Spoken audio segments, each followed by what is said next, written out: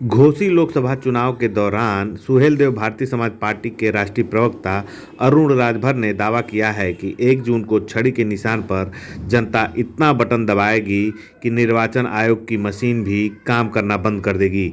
वहीं देश की संसद में अब सुरती मलकर खाकर हाथ उठाने वाले नेताओं की बजाय जनता की चर्चा करने वाले तथा घोसी का विकास चाहने वाले डॉक्टर अरविंद राजभर घोसी लोकसभा का चुनाव जीतकर सांसद बनने जा रहे हैं। क्या कहेंगे इस कार्यक्रम में? देखिए, जनता का आशीर्वाद, जनता का जो प्यार है वो बड़े पैमाने पर जनता ग्राउंड जीरो पर आप आकर देख रहे हैं कि जनता विरोधियों को जीरो बनाने का काम कर रही है और डॉक्टर अरविंद राजभर जी को आने वाले 1 जून को छड़ी का बटन दबा करके भारत को विकसित बनाने के लिए और घोसी लोकसभा को समृद्ध बनाने के लिए हर एक गरीब, मजदूर, व्यापारी, किसान, दलित, पिछड़े, अगड़े सब वर्ग के लोग मिल करके डॉक्टर अरविंद राजभर जी को पूरा उत्साह के साथ छड़ी पर बटन दबाने की तैयारी कर चुके हैं। मुझे ऐसा लगता है इस चुनाव में भारत निर्वाचन आयोग को भी पता चल जाएगा कि जब 1 तारीख को वोट पड़ेगा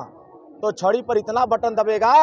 कि निर्वाचन आयोग की मशीन भी काम करना बंद कर देगा, क्योंकि जनता का जो उत्साह है वो एक तरफा दिख रहा है। यहाँ मोदी जी की लहर ही नहीं, यहाँ सुनामी चल रही है और घोसी लोकसभा संसदीय क्षेत्र में छड़ी की सुनामी चल रही है। पूरे घोसी लोकसभा ही नहीं, पूरे उत्तर प्रदेश के लोग यह मन बना चुके हैं कि आने वाले 1 जून को जब 4 तारीख को गिनती होगी तो उत्तर प्रदेश की 80 की 80 सीट और घोसी भारी अंतर से, देश के प्रधानमंत्री जी बनारस से ज़्यादा अंतर से जीतेंगे तो घोसी की जनता भी डॉक्टर अरविंद राजभर जी को भारी अंतर से जिता करके विरोधियों को जमानत जब्त करने का काम करेगा। जिस तरीके से आप लगातार देखिए, इस देश में लोकतंत्र में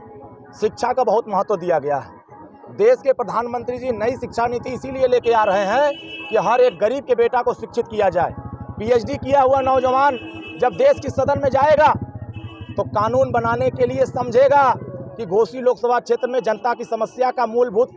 निदान क्या है। उस निदान की चर्चा देश के पंचायत में करने के लिए पढ़ा लिखा व्यक्ति करेगा। कुछ लोग ऐसे हैं अपने नेता के रहमो करम पर बोलने वाले हैं, कुछ नेता हैं सुरती मल के खा करके हाथ उठाने वाले गए हैं, लेकिन अब सुरती मलने वाले नहीं,